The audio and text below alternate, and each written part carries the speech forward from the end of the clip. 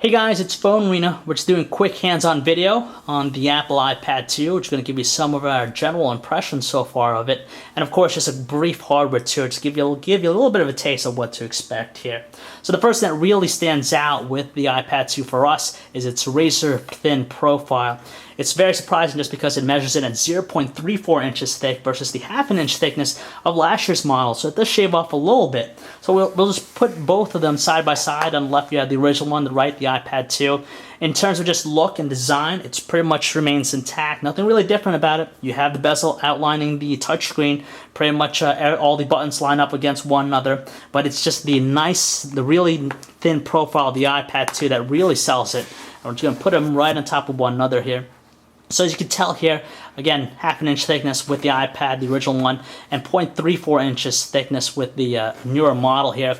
On top of that, newer model also is slightly lighter too, while still retaining the same exact battery life and also packing some newer internals underneath here. So we're just going to show you just a brief hardware tour of the iPad 2. So on the left-hand side, you have the micro SIM card slot. The bottom here you have your springy dedicated home button, same exact feel as before. On the top you have the front-facing VGA camera. On the right-hand side you have a nice feeling prominent volume rocker, the vibrate switch on there. At the bottom, the 30-pin proprietary connection port for your computer and charging it. And on the top edge, you have the 3.5mm headset jack. This entire area here is for the 3G modem. You have also the microphone right up there. And you also have dedicated power button, same exact feel as before, very nice and prominent. While on the back, you have just the Apple logo, the information at the bottom here, and also a camera on the back so you can take photos, and also has the ability to shoot in 720p videos. And as you can tell with the rear cover, it's just like the previous model. It utilizes the brushed aluminum casing, which gives it a really nice premium feel to it. Pretty solid and something you'd expect from Apple's camp here. You also have the notches here for the speaker as well. It's placed towards more the back edge versus the complete bottom edge of the original iPad. So let's turn it over. We're just going to talk a little bit more about the internals here.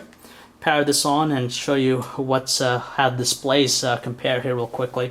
So there's no upgrade in the display whatsoever with the newer model. It's still the same size. It measures in at 9.7 inches, same thing as the original model, but it has also the same resolution at 1024 by 768. So even though it didn't get a bump in that, it's still a nice display. Color production looks nice so far, and it offers some really nice viewing angles from what we're just seeing so far, and for the most part, pretty much responsive. Underneath it, it's powered. The iPad 2 is powered by a faster processor, the Apple A5 dual-core processor, clocked at 1 GHz versus the single Apple A4 processor, 1 GHz on the original model here. So let's just take a look at some of the other applications here. It's pretty much responsive. If you use an iPhone or an iPad, you're pretty much familiar with the layout. Pretty much the same grid-like view here. The bottom you have the carousel, so you can launch different things. The newest things, of course, you could do FaceTime and also launch the camera app, so you could take photos. You could also do HD videos. Top of that, you could do self-portraits, which is pretty nice using the front-facing camera, and also have the ability to use FaceTime, as we mentioned here. Quickly launch the web browser here. It pretty much has all the features you'd expect. You have pinch gestures, pretty responsive, very fluid and quick. And overall, it's pretty much reminiscent of last year's model, except for the newer hardware and just a slightly faster experience. But we'll check a little bit more on the overall look of and also feel of the platform a little bit later. So in the meantime, you could read more about our hands-on look at the iPad 2 at our website, PhoneArena.com.